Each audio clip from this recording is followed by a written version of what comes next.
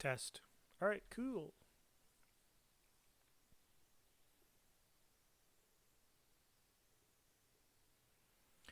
Welcome back to Swordman Josh Gaming, and we're going to go over yet another Pauper Deck Tech. I was telling Absolute Cactus, who's one of my subscribers, about back in the old days when Urza's block came out, about this combo deck that I played, which involved this guy, Horseshoe Crab, and a card to go with it, Hermetic Study. So the deck that I played that I won quite a few tournaments with was it basically sat with 4 intruder alarms. So whenever you play a creature, you untap all your creatures, otherwise creatures stay tapped down. 4 shrieking drakes. Whenever you play a creature, return a creature to your hand for 1 blue. 4 birds of paradise, 4 Kyrian elves, 4 of the card I just mentioned, 4 horseshoe crabs, 4 hermetic studies. Let's see here, what else was in it? 4 stasis, 4 force of wills, I believe was the deck. So it pretty much locked everybody out of the game. Made it so that way with a complete lockdown and a green-blue deck that allowed you to just machine gun everybody down back in the Urza's block. I believe there's also 2 Prodigal Sorcerers and 2 Zurin Spellcasters in it. The Prodigal Sorcerer being the original Timmy from the Timmy edition. So after I told him this story about this deck that I used to play back in my youth, he's like, "Well, we've been joking about Crab Tribal for a long time around here. So why don't you make that into a Pauper Commander deck?" I said, "Sure." So here is Horseshoe Crab, or sorry, I got a kitty cat that wants to be on TV, but he's not going to be right now. It's an Hermetic Study, which is part of that original combo. Now, since Intruder Alarm's at rare, we couldn't do that, and this is a Pauper deck, so it will be a little bit different, but it plays miraculously well. So let's get into it. I've broke this deck down into 6 different parts, and I'll explain how you win with this game and what the combos are. There aren't any infinite combos, but at Pauper level, I don't think there's any board wipes at Pauper level. So after you get your combos protected, it then turns into a draw go deck. Actually, there's only, I believe, 19 or 20 cards in the entire deck that you actually play on your turn. Everything else you play on your opponent's turn. So let's get into it. The first part we're going to get into is the creature suite. So this deck is just about backups and more backups for everything you can do. Let me move this land over. So you may take some damage at the beginning, but with the life that you have, you should be able to survive just fine. So your backup card for Horseshoe Crab, which I suppose I should read what he is. This deck is actually made of all common cards. The commander is not even an uncommon. But it's a blue and 2 colorless, and it's a 1/3 crab. And for a blue, you can untap Horseshoe Crab. All right, Quinny. You've been seen. Now, stay down. But because we didn't want to have only one source for this, we do have one backup source at common level, and that's Soliton. You could actually swap Soliton in for Horseshoe Crab if you wanted to, but Soliton's a little slower to set up because it costs 5 mana to cast him, but he is on a 3/4 body. So if you're dealing with somebody who's doing a lot of lightning bolts and stuff like that, you could actually swap them out and have the same exact deck. It does the same exact thing, 1 blue mana, untap Soliton. So it's just a redundant backup for Horseshoe Crab. We have a couple of cards that will protect our combo at creature level. The first one is the Elgod Shieldmate. So blue and 3 colors for a 2/3, which has Soulbound. And as long as it's paired with another creature, both creatures have Hexproof. With the Hexproof, there's a couple cards that give Shroud. With the Hexproof, you can still put the cards on to create your combo later. With Shroud, of course, you can't, so it causes a little bit of more problem. So the Shieldmate is actually a great addition for this deck. Our next one at common level that can protect our commander and our combos is Hisoka's Guard. It's a blue and a colors for just a little 1/1, but you can choose not to untap the guard during your untap phase. And for a blue and a colorless, you can tap it, and as long as this remains tapped, target creature you control other than Hisuko's guard can't be the target of spells or abilities. So it gives you Shroud on your commander, where they would have to waste multiple spells because they'd have to first get rid of the guard and then get rid of your combo. I call it a combo piece. It's not really a combo piece. It's just a value piece to kill that off. So it's just a great card to be able to hesitate in, and for a blue and a colorless to do it, it's great. We're running one mana creature in here, which is Silvermere. Tap to add a blue. Everybody knows that one. We have some looking through some cards at common level. It's blue and 3 colors. This is Descendant of Soromaru. It is also a human wizard. There's quite a few wizards in here. But for a blue and a colorless, it's a 2/3, so it's a decent body. Look at the top X cards of your library, where X is the number of cards in your hand, then put them back in any order. So it's a brainstorm for your hand size, except you can't swap cards out of your hand back on top of your library. We have card draw. Tandem Lookout, since we're going to be pinging with our Horseshoe Crab Hermetic Study or with our actual original OG pingers, Tandem Lookout works well for that. It's a 2/1 for a blue and a 2 colorless with Soulbound, and as long as it's paired with another creature, each creature has, whenever this creature deals damage to opponent, draw a card. So it's a lot of card advantage. If this hits the board and you have your pingers out, you're just going to be drawing a lot of cards. Couple 1 mana casting costs. We're wanting to get through this deck as quick as possible. Even at Pauper level, it's easy to do it. So we also need to protect ourselves. So we have a Wall of Runes. It's just 1 blue. It's great turn 1 drop. It's a 0/4 wall, and when it comes into play, you get a Scry 1. So a great defensive card, and it allows us to get through our deck a little bit faster. On that same note, we have Fairy Seer from Modern Horizons.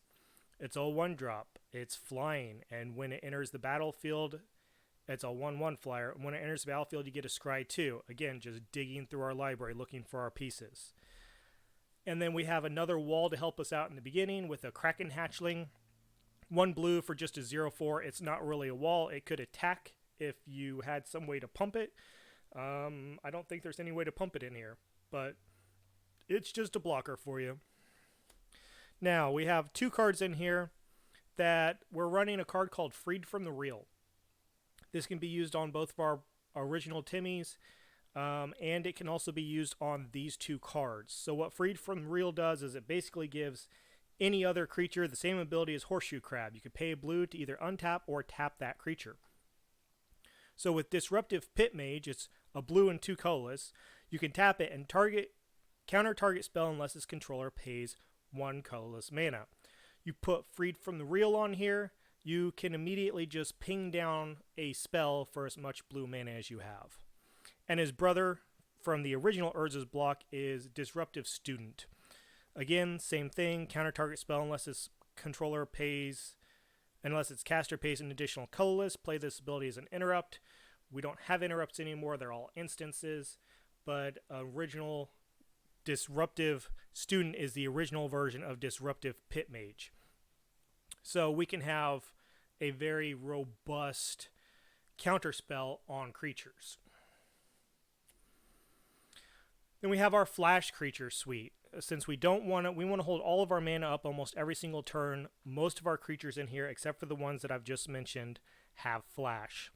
The first one is Nephalia Seaskite. It is just a 2/3 flyer with Flash for a blue and 3 colorless.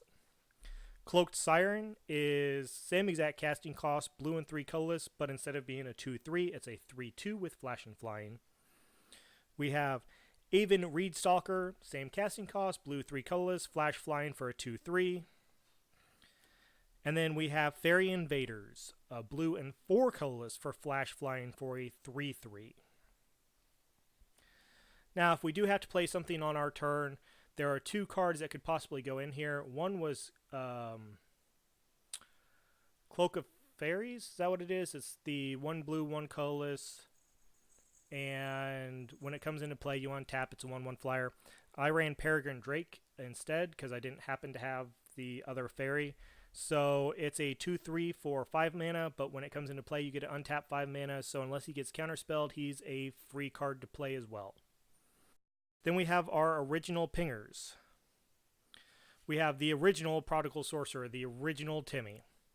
Great card. On top of it, we have Zuran Spellcaster, which came out next from Ice Age. Does the same exact thing as the Prodigal Sorcerer.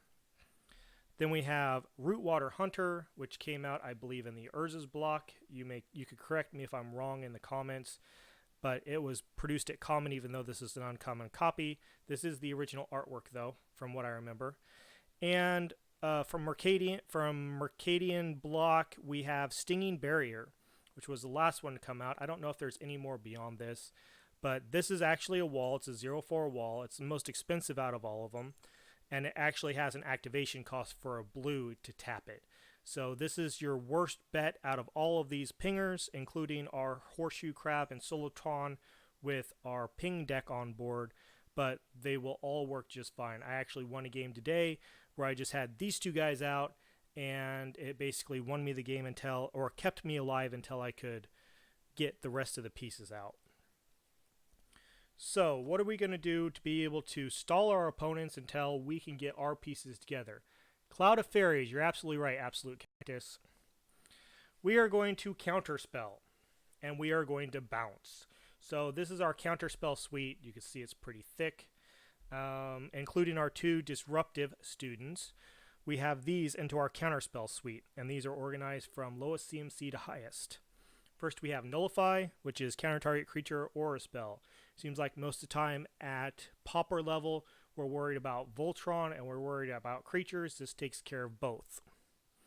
We have Muddle the Mixture. It's counter target instant or sorcery spell. But the good thing about this is it has Transmute for 2 blue and a colorless. And you can go get a card that's equal to Muddle the Mixture's casting cost. What this allows us to go get is our Hermetic, our Psionic Blast, I believe. We'll get to that in a second. But it allows us to go get both of our cards that we need to be able to create our Horseshoe Crab combo. It'll also allow us to go get our Cloak guy, our Shroud creature too, if we want to. We have Memory Lapse, counter target spell. If that spell is countered this way, put it on top of its owner's library instead of the player's graveyard. It's a hesitation play, but it puts them a turn behind you. Negate, counter target non-creature spell for 2. Calculated Dismissal, we're into 3 mana casting cost now. You could put the original OG counterspell in here. I just didn't have one when I built this deck. And this would be a good card to replace for it. Calculated Dismissal, counter target spell unless its controller pays 3 colorless. But it has Spell Mastery. If there are 2 or more instants or sorcery cards in your graveyard, you get to scry 2. So it can let you dig a little deeper if you just counter target spell. Foil, one of the only way at Pauper to counter with all your mana tapped down. So it's 2 blue and 2 colorless, but it's in here for another particular reason. You should have a fairly big grip in this deck since it's a draw-go deck. You can discard an island card and another card instead of paying foil's spell cost, and it just counters target spell. We have Rewind, another great spell. 2 blue, 2 colorless, counters target spell, and you get to untap up to 4 lands. So it's a free counter spell. And Dismiss, 2 blue, 2 colors, counter target spell, and draw a card. So that's our counter spell suite. And what else did I say we were going to do? I said we're going to bounce people's stuff. Bounce suite. Voyage's End. Return target creature to its owner's hand and scry 1. Lets us dig a little deeper. String of Disappearance for 1 blue for Modern Horizons. Return target creature to its owner's hand. If they're not playing blue, that's where it stops. If they are playing blue, they can pay 2 blue and duplicate this spell and choose new targets, and then it can go on and on and on until people run out of mana. Vapor Snag, return target creature to its owner's hand, and they lose 1 life. Blink of an Eye, return target creature permanent to its owner's hand. It has a kicker on it, though, so if it was kicked, so you're playing it later in the game, you get to draw a card as well. Select for Inspection, return target tapped creature to its owner's hand and scry 1. So if they attack you, then you get to return it to their hand before damage is dealt, and scry and dig deeper. And I put this in here. It's not really a return, but it is a lockdown card. This is Rhystic Deluge, not Rhystic Study. I don't have it in here. I'm a poor man. But this is its brother, Rhystic Deluge. It's an enchantment. For a blue mana, you tap target creature unless its controller pays 1 colorless mana. So it can effectively tap somebody's creatures down so that way they can't attack you for as much mana as you have if you're not using it for anything else. So we've gone through our creatures, our counter spells, our bounce. Let's go through our utility spells, and then we'll go through what we're using to enchant these guys with to ping them down, and then our land base. So first of all is High Tide. High Tide allows us to make 2 blue mana for each island we have. It can really speed up the deck quite a bit, or it can finish out a game if we have our combo pieces set up to just machine gun everybody down. Brainstorm. This is a lot of digging cards. Everybody knows Brainstorm. Nothing needed. We have Peak. Great if you're playing another blue deck and you want to see whether it's clear to set your pieces up or not. It's Gitaxian Probe Light. It's 1 blue, look at target player's hand and draw a card. So instead of being Phyrexian blue, it's just 1 blue. It's still a great card. We have Whispers of the Muse. 1 blue to draw a card with a buyback of 5. If you buy it back, you can just keep drawing cards, depending on where you're at in the game. Good ol' Opt. Scry 1, draw a card. Radical Idea. Blue and a colorless with a draw a card, but it also has Jumpstart, so we can play it again out of our graveyard and draw another card. Think Twice. A blue and a colorless to draw a card with Flashback for a blue and 2 colorless, so we can draw another card. Good old Merchant Scroll to go get whatever instant or sorcery that we want. Or instant or interrupt, excuse me. But it allows us to go get our Muddle the Mixture if we need it to set up our combo pieces, or go get another counterspell. We have Anticipate to dig even deeper. Look at the top 3 cards of your library. Put 1 into your hand and the rest on the bottom of the library. Impulse. Same thing as Anticipate. Look at the top 4 cards of your library. Put 1 of them into your hand, the rest on the bottom. And Frantic Search. Draw 2 cards, then discard 2 cards and untap 3 lands, so it's free to cast it. And if you've noticed, instant, instant, instant, there's a sorcery. Instant, instant, instant, instant, instant, instant, instant. All of these are instants. All of these are instants except for the 1 enchantment. So you see we're not playing anything on our turn. Now here's where we do have to play some stuff on our turn, including some of these Timmies, the original Timmies, not these flashes, the students, the Solotron, you know, the stuff that we used to set up our combo. These we have to basically play on our turn, but this is the way. These are the things that we want to put on the Solotron or the Horseshoe Crab. First, we have Viridian Longbow. It's a artifact equipment, a colorless to cast it, and 3 to equip it, and target creature gets tapped, deal 1 damage to target creature or player. So if you don't know this combo, if you have Viridian Longbow or Horseshoe Crab and you have 5 blue mana open, you tap Horseshoe Crab, you deal a point of damage to something, you tap an island, you untap Horseshoe Crab, you tap him, you deal another point of damage, you tap an island, you untap him. With 5 islands and him starting untapped, you can deal 6 damage to anything on the board. To go along with Viridian Longbow, we want duplication of this ability. Here's the one that was originally built around, which was Hermetic Study from Urza's block. This does the same thing as Viridian Longbow, except it's not an equipment. Then, same thing as Hermetic Study, we have Psionic Gift. Does exactly the same thing as Hermetic Study. We have our redundancy. Now, we have our next redundancy. Anybody want to see a Cyclonic Rift at Pauper level? Imagine Horseshoe Crab out. You have quite a few islands. They have a board state that you want to get rid of. We have Banishing Knack. For 1 blue, it's an instant. Until end of turn, target creature gains tap, return target non-land permanent to its owner's hand. I have done this for 7. I believe was the most I did this for. Return 7 permanents to their hand. After that point, I believe they just scooped because they couldn't get anything else set up in enough time. I set them back that many turns.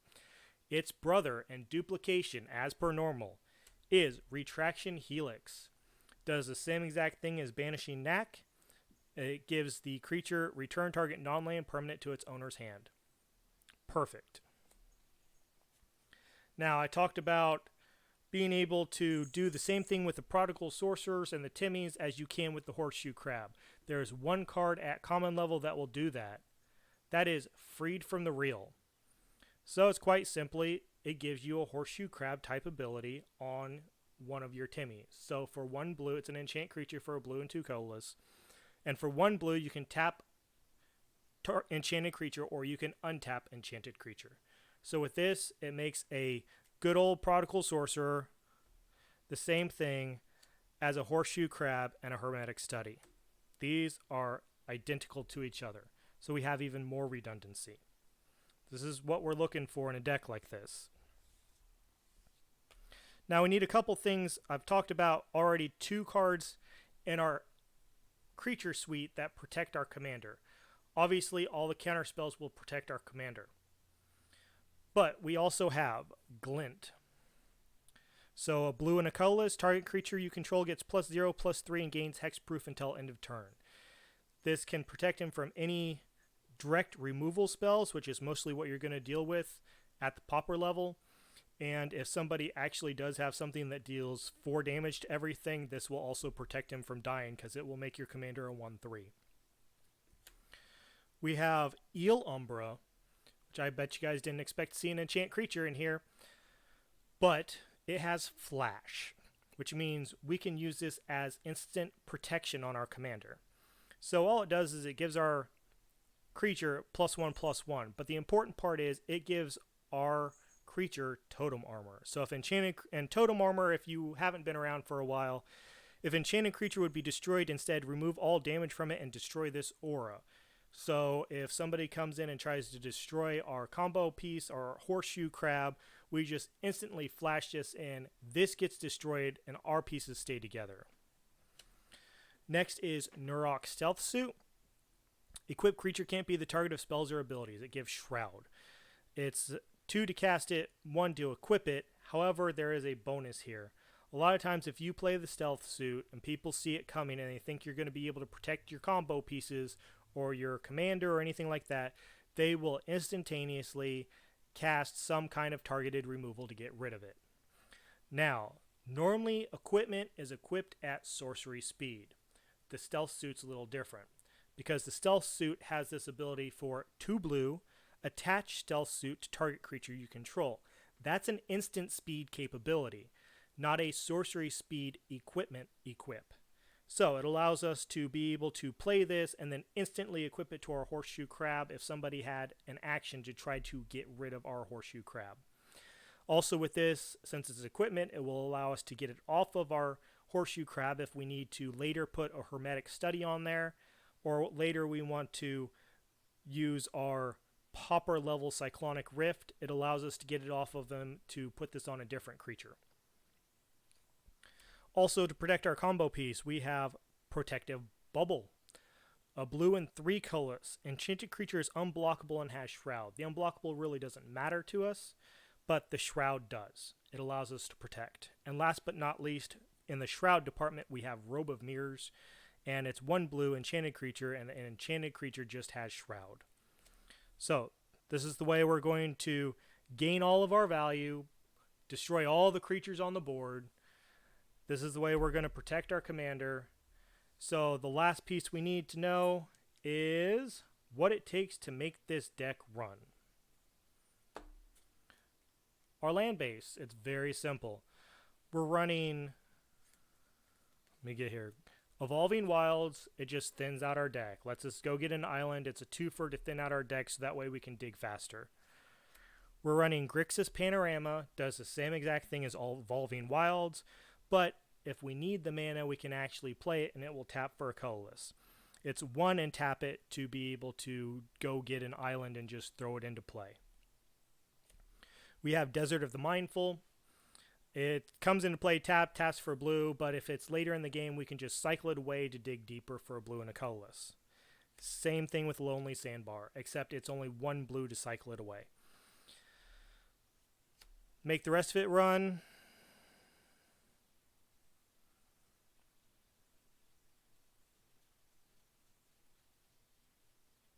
33 islands. That's all we got, 33 islands. So we're running 37 land in this deck, which is not bad at Pauper level.